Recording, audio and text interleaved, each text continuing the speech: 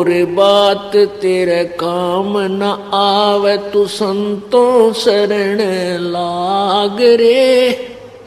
के सोवे गफलत में बंदे, जाग जाग नर जाग रे, जाग जाग।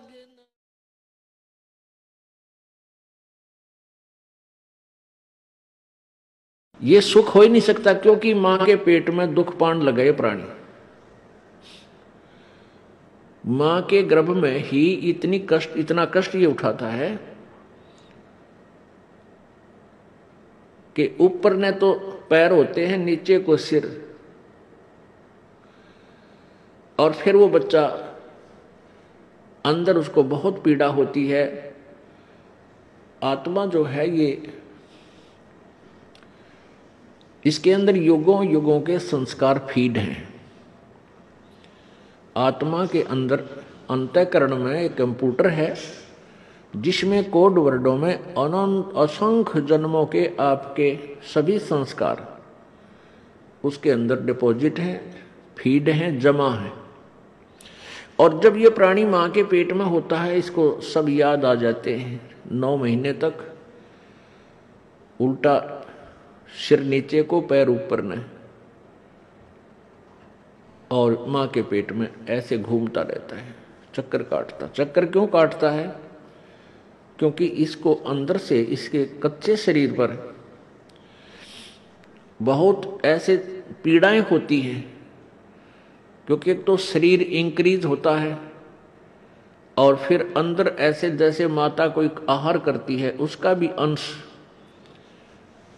उस बच्चे के कच्चे शरीर पर मिर्च है, लवण है, ये ऐसे असर करता है, ऐसे डंक से लगते हैं उसको जैसे मच्छर काटते हैं।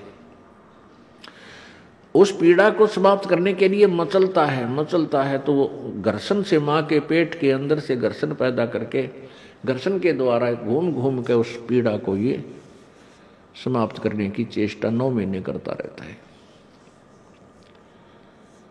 और उस समय ये प्रार्थना करता है, परमात्मा मेरे से जो भूल हुई अब मुझे याद आ गई। क्योंकि संकट जब आता है तब हम हर तरह से सोचते हैं भाई ये क्यों आई आपत्ति, ये भगवान मैंने ऐसा कौन सा पाप कर दिया, क्या गलती बन गई मेरे से। और जब तक ये सुखी रहता है इसको कुछ याद नहीं आता, केवल बकवाद याद आती हैं। वो मित्र याद आते हैं जो गुटी छुटी लाव ताश खेलते हों, या वो रिलेटिव रिश्तेदार याद आते हैं जिनके साथ गप्पे मारने जावे, सैर सपट्टे करावे। और जब इस पर आपत्ति आ जाती है फिर इसको परमात्मा याद आता है। इसलिए परमेश्वर कबीर देव जी कहते हैं कि सुख के माथे पत्थर पड़ो, जिस ते नाम हृदय ते जाए, और बलिहारी उस दुख के जो पल पल नाम रटावे। परमेश्वर कहते हैं कि ऐसा सुख भी ना देना, ये मांगना मालिक से। हमें संकेत करते हैं परमात्मा अप बाणी बोल के अपने ऊपर ही। कहते हैं भगवान इसे सुख का आग लगो जिस तेरा नाम भूल पड़े, तेरी याद जिससे जा, मैंने इसे सुख की जरूरत नहीं परमात्मा, आग लगे इसे। क्योंकि ये सुख तो झूठा है, ये तो अस्थायी कुछ ही समय के लिए है। और इस सुख में यदि हम भगवान भूल गए, यही तो समय है परमात्मा याद करने का, यही समय है मनुष्य जीवन जो है हमारा भक्ति करने का, दान करने का और शुभ काम करने का। और इनको हम बकवादों में खत्म कर रहे हैं। तो ये सुख जो आज है स्थायी है, ये पिछले पुण्य से है, और हमने उस सुख की जरूरत नहीं परमात्मा जो हमारे इस भक्ति मार्ग से दूर कर दे, आपसे दूर करे। वो बलिहारी उस दुख के, कहते हैं कुर्बान हो उस दुख के जो दुख हमें भगवान याद दिलावे। तो यहां का जो सुख है ये तो अस्थायी है, ये तो रहेगा ही नहीं रहेगा। और फिर हम जिस उद्देश्य के लिए मनुष्य जीवन प्राप्त करके आए थे वो हमारा रह जाएगा। तो ये जब मां के गर्भ में प्राणी होता है तब ये सोचा है परमात्मा मैंने बहुत गलती करी, मैंने आपको याद नहीं किया।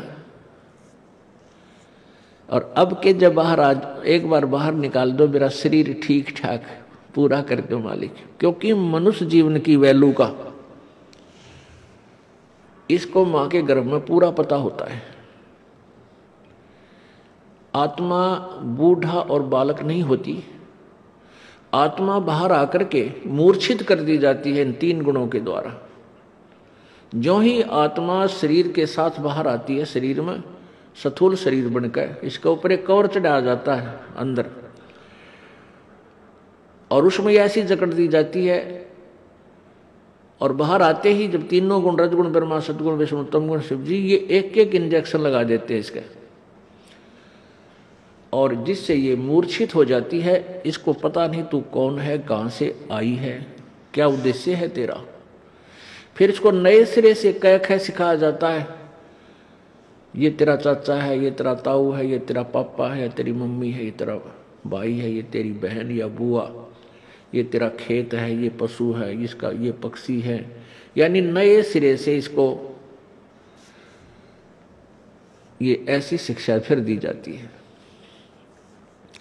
माँ के गर्भ में इसको पता होता है कि मैं जब भी जाता हूँ, बाहर गए हैं उसी समय हमने भक्ति नहीं की, और परमात्मा की सत्य भक्ति ना करने से अन्य भक्ति तो बहुत की, जैसे ओम नाम का जाप करके ऋषियों ने हठ योग करके तप किए, उस साधना से कहाँ चले गए, स्वर्ग चले गए, महास्वर्ग चले गए, वहाँ देवता बन गए, ब्रह्मा विष्णु महेश तक की पदवी को हमने प्राप्त कर लिया, और फिर अपने पुण्यों को समाप्त करके हम फिर पशु बन गए, पक्षी बन गए, गधे बन गए, कुत्ते बन गए, सुअर बन गए।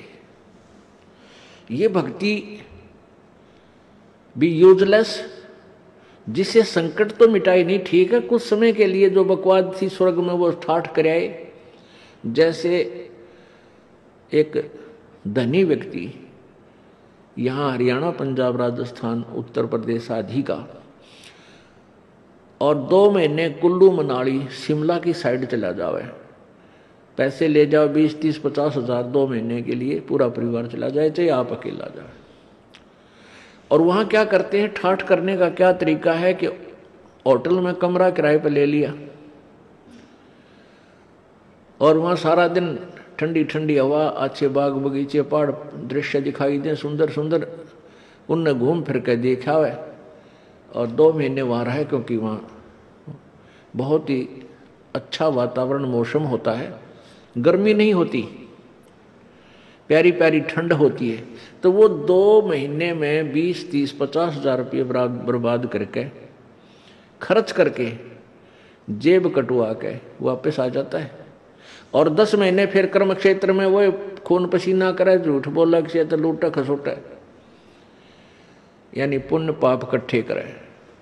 ऐसे ही ये मनुष्य जीवन है, जब तक हमें स्थायी स्थान नहीं मिलेगा, सतलोक प्राप्ति नहीं होगी, यानी पूर्ण मोक्ष नहीं होगा, जन्म मृत्यु सदा के लिए नहीं मिटेंगी, तब तक हमारा ये चक्कर पड़ा ही रहेगा।